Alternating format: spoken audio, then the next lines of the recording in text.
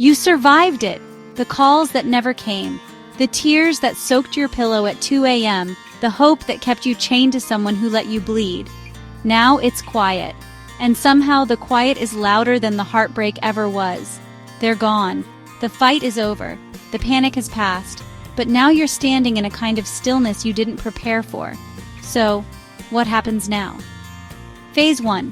When the pain stops, but the emptiness begins. No one talks about this part. The hollow.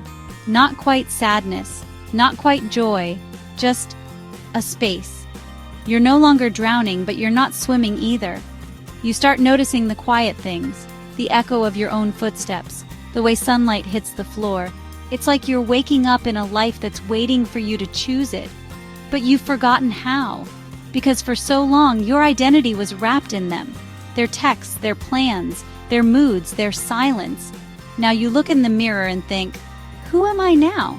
This is the beginning of becoming someone new. Phase 2. Relearning who you are without them.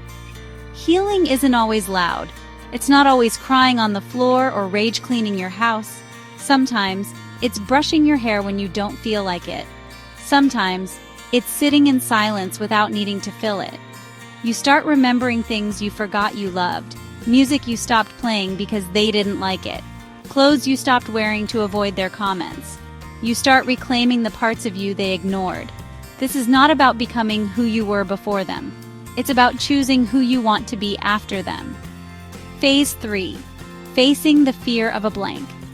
This is the scary part.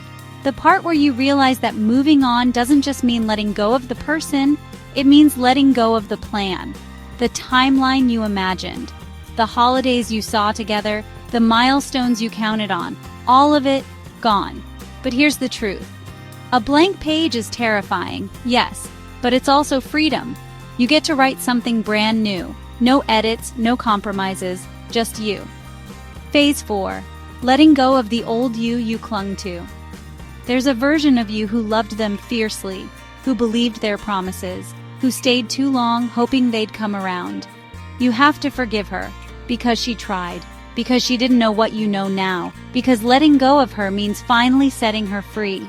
This is grief, not just of the person, but of the person you were. And that's okay. You're not her anymore.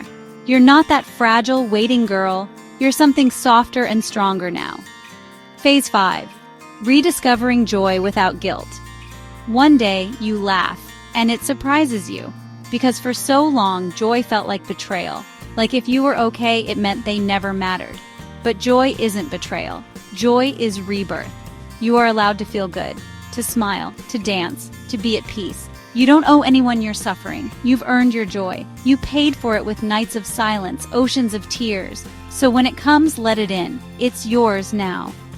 Phase 6. How to build a life that feels like yours. Now you begin again. Not because you have to, but because you get to. You choose your mornings, your boundaries, your people, your peace. You get to dream again. Not the dreams you had with them, but the ones you buried while you waited for their love to change. This is where you start building a life that feels like it fits, like it holds you, like it was made by someone who finally chose herself. Phase 7. Love after healing. Not a goal, but a bonus. Love will come, maybe in a person, maybe in a passion, maybe in the way you learn to hold your own heart, but it won't be about fixing the broken. It won't be about proving your worth. It will be about overflow, not need. Because now you know you are enough on your own. Anything else is just extra. Final reflections. The woman you're becoming. You've walked through fire. You've cried in silence. You've rebuilt from the ashes. And you did it without applause, without a map, without the closure you thought you needed. But you made it. You are making it. Not back to who you were, but forward to who you were meant to become.